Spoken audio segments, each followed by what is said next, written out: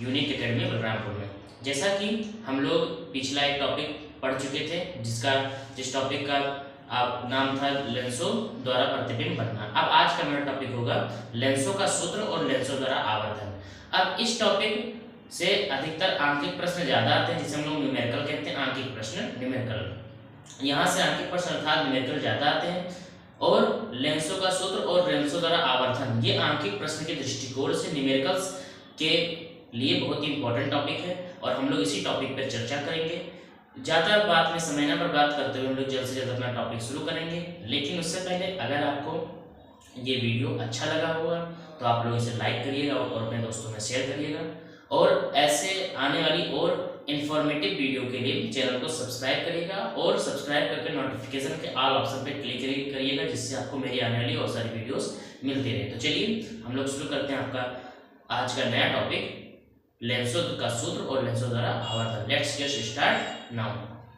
जैसा कि आप लोग बोर्ड पे देख रहे हैं, आपका हेडिंग है लेंसों का सूत्र। इस टॉपिक में दो चीजें हैं, एक है इसका सत्यापन और एक है इसका सूत्र। तो सत्यापन बोर्ड एग्जाम में नहीं पूछा जाता है, नॉलेज के लिए अगर आप लोग कमेंट करेंगे तो मैं इस फार्मूले का प्रूफ भी मैं अपलोड कर दूंगा। बट यहाँ से नॉर्मली सवाल ही आता है, ठीक, यानी आंकिक प्रश्न आते हैं। तो हम लोग सीधा सूत्र को समझते हैं और फिर आगे चलते हैं। सत्यापन में समय बर्बाद करने से कोई फायदा तो है नहीं, लेकिन अगर आप लोग कमेंट करेंगे, आप लोगों की जिज्ञासा होगी, तो मैं इस सूत्र का सत्यापन करके वीडियो अपलोड कर दूंगा, ठीक है। तो चलिए हम लोग इस सूत्र को समझते हैं।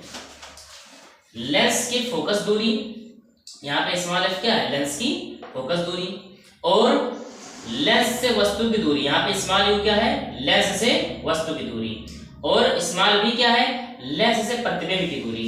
इन तीनों के बीच में संबंध स्थापित करके एक समीकरण बनाया गया, उसे हम लोग लेंस का सूत्र कहते हैं। 1/b माइनस 1/u बराबर 1/f, ठीक। इसी तरह से हम लोगों ने इसी तरह का कुछ सूत्र हम लोगों ने दर्पण में भी देखा था।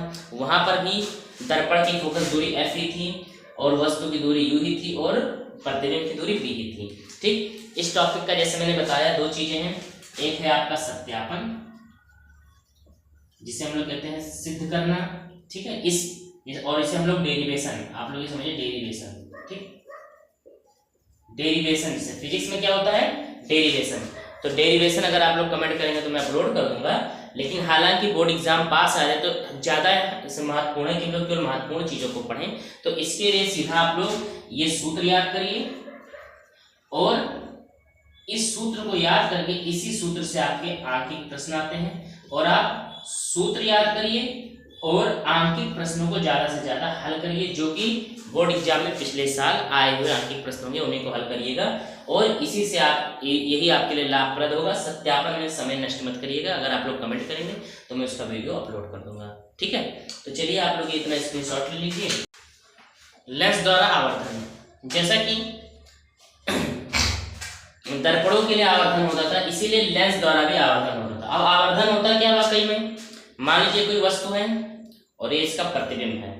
इस वस्तु की लंबाई और इस प्रतिबिंब की लंबाई, इन दोनों का अगर हम लोग अनुपात निकाल लें, ठीक, तो उसी को हम लोग कहते हैं आवर्धन। लेकिन अब लेंसों में आवर्धन क्या होता है, जिस प्रकार से दर्पण में आवर्धन था उसी तरह से लेंस में भी आवर्धन होता है। लेंस द्वारा बने किसी वस्तु की प्रतिबिंब की लंबाई, ठीक, किसी वस्तु के प्रतिबिंब की लंबाई, मान लीजिए ये वस्तु है, इसका प्रतिबिंब है।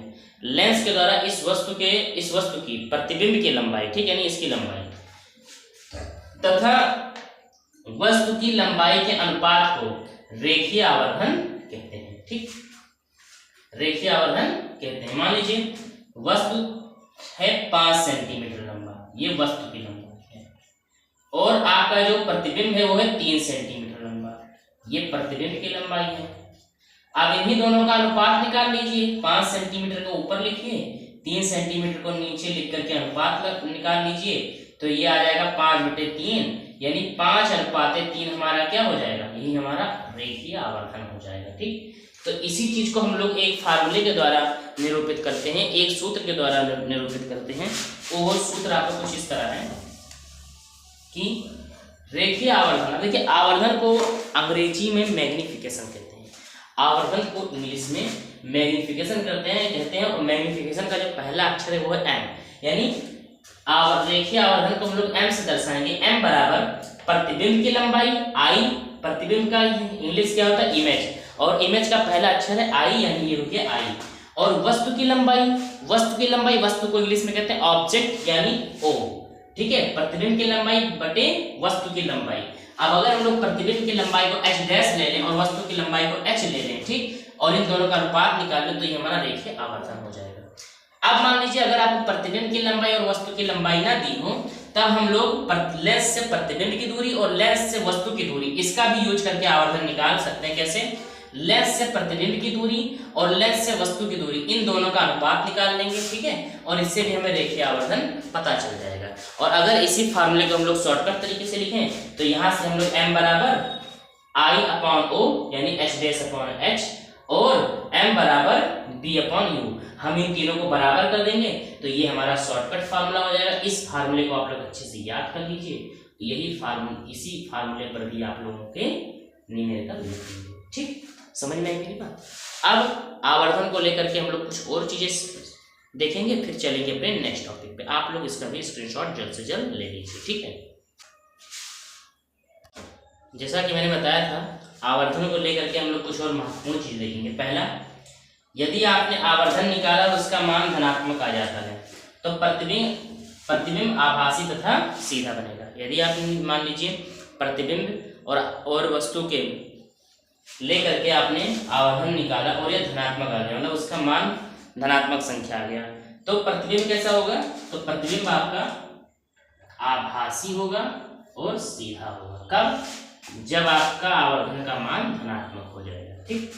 और यदि आपके आवर्धन का मान ऋणात्मक आ गया तो प्रतिबिंब वास्तविक और उल्टा बनेगा, ठीक।